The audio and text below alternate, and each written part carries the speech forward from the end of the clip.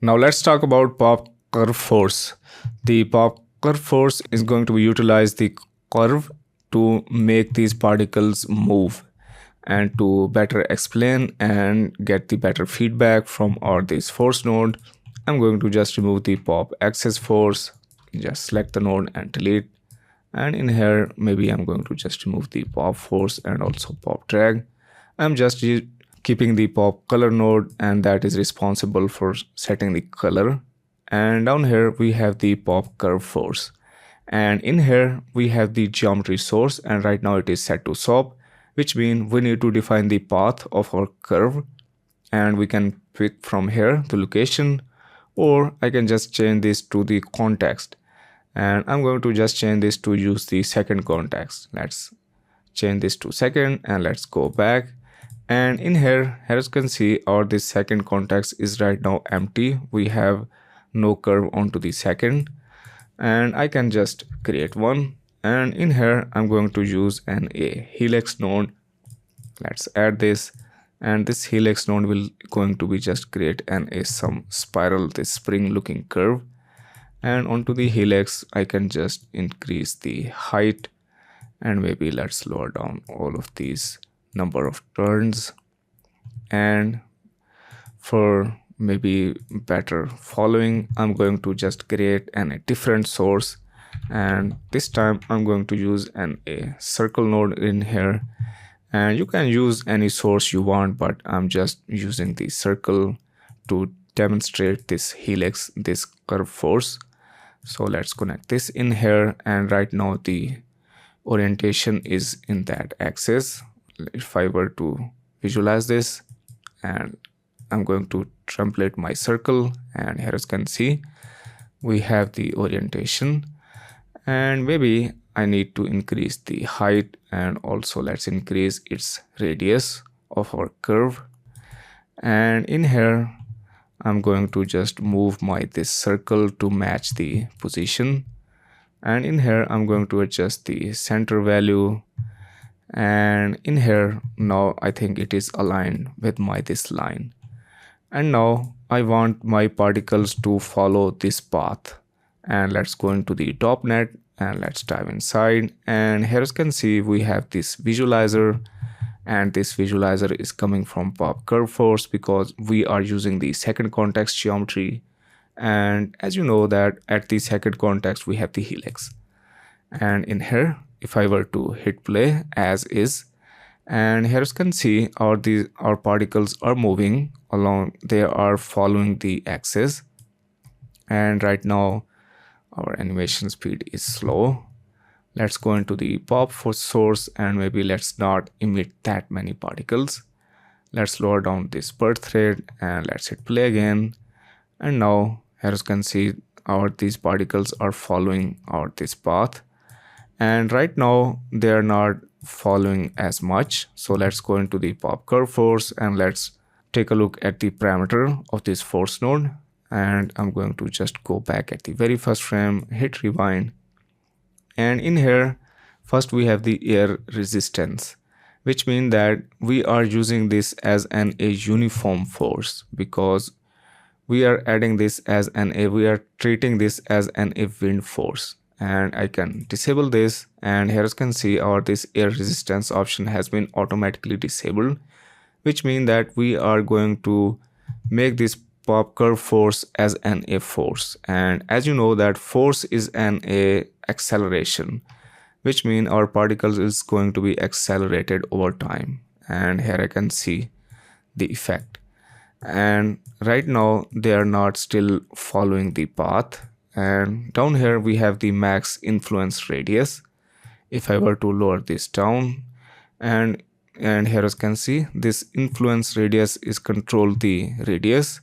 All of the particles that are inside of this fall off radius will going to be influenced, and I think the value of 1.2 is fine because we have all of these particles contained inside of our radius. And let's hit play again, and here as you can see these right now they are not following accurately. And let me make this window a bit bigger, and down here we have the follow scale. and the follow scale is that what's controlling the following behavior of these particles. And right now the follow scale is set to 1, which means we are using the value force value of 1. And down here we also have the ramp, and this ramp control the force, which means that at the very start we have a follow scale of 1, and as our these particle progresses, its force value is going to be get weakened, and because of this ramp. And same thing, we have the suction scale, and suction scale, as you know, will going to be suck these particle along or this line along its center. And we have the orbit scale, and we will going to be talk about them later. First, let's enable the follow scale. Let's fix the follow scale option, and to fix this we just need to make this force value uniform, which means I'm going to just flatten out this ramp, and I'm going to select this very last point, and let's change its value to all the way up to 1. So we have this nice uniform follow scale of 1 value along the entire of this line. If I were to hit play again, and in here you can see these particles, they are still leaving the area. So maybe let's go into the follow scale, and I'm going to just increase its value down to an A5. I'm going to just pump up its value, and here you can see they are still leaving the area. So I'm going to just increase the max influence radius. Let's continue increasing this, and let's hit play again. And now they are still leaving, and which means we need to enable the suction force in here to make these particle not leave these domains. So I'm going to just lower down this value, and let's also enable the suction scale. And right now its suction scale is set to 1, and let's go into the following ramp of these force. And here you can see we have these forces, and we have all of these corresponding these traps, and in here we have the ramps. And here you can see the suction force ramp is set to like this, which means at the very start we do not have any suction. So maybe let's just flatten out this suction ramp, and let's hit play again. And in here I'm going to just increase the suction scale, and maybe let's make this all of these values to 2, and let's hit play again. And they're still not following, so let's maybe enable this option treat as wind, and let's hit play again.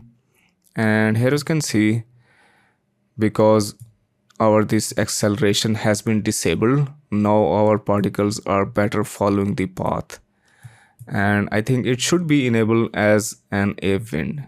And right now in here maybe I just need to lower down this suction scale. Let's lower this value down to 1, and let's hit play again. And here you can see they are still leaving, which means that we need to just keep increasing this suction scale to overcome this leaving behavior. And we have this movement, and onto the orbit scale, maybe let's increase the orbit. And what that will do, it will make these particles spin along. As they are moving, they are going to be spin. And if I were to maybe let's zoom in, and right now they are a bit harder to see, but they are spinning. As they are moving, they will going to be get spin with these axes. And in here right now they are following this path very smoothly. Maybe let's introduce the noise in here by adding a pop force node. Maybe just add a pop wind node in here. This time I'm going to use a uniform noise. So let's add a pop wind node in here, and I'm going to just increase the amplitude value to 1, and let's hit play again. And there you go.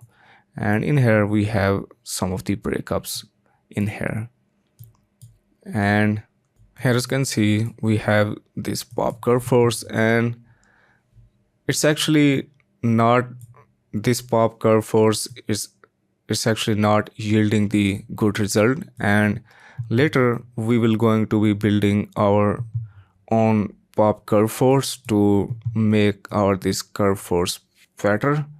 But this pop curve force has its uses.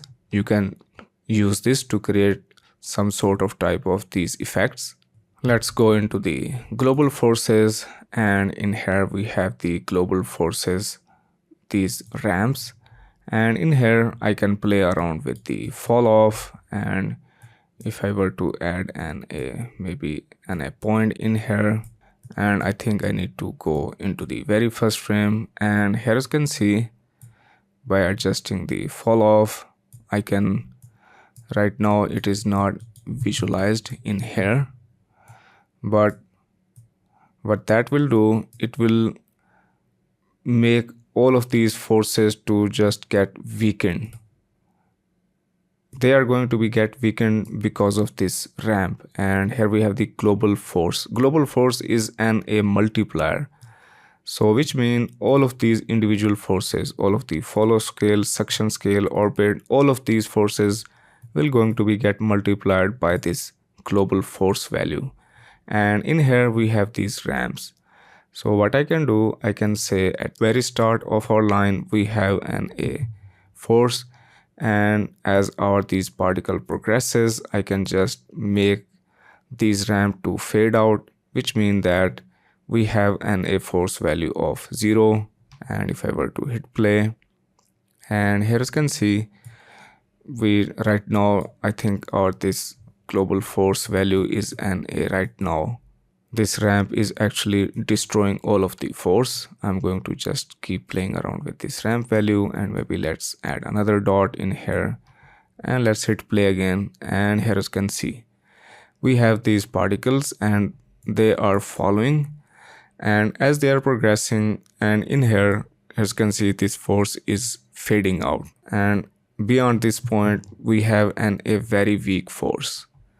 And same thing, if I were to just make this a uniform value, now we will have a uniform force value, and that is the global force. And same thing, we have the force along length, that is control the length of our this line, and we have a different ramp. Maybe let's increase this value, and in here as you can see, we have the visualizer also built in here. If I were to lower this down, and maybe let's bring this in here, and here into the viewport, here you can see we have this force, this visualizer, influence visualizer. And if I were to drag this down, and in here beyond this point we will no longer have the effect. Let's hit rewind and hit play, and right now our particles are moving slow. Maybe let's go into the individual forces and let's enable the follow scale. I'm going to just make this value to 5 to make these particles follow, increase their speed. Or maybe I'm going to just make its length, this value, to a shorter. And you will see that beyond this point we will have no effect. And here as you can see, beyond this point our particles are, they are not following that. So we have these two options. We can either control this with along length, or we can control this along our this entire line. So I'm going to just default out this ramp by pressing and holding the control key and middle mouse button, and that will just change this ramp shape to its default values. And that is a pop curve force.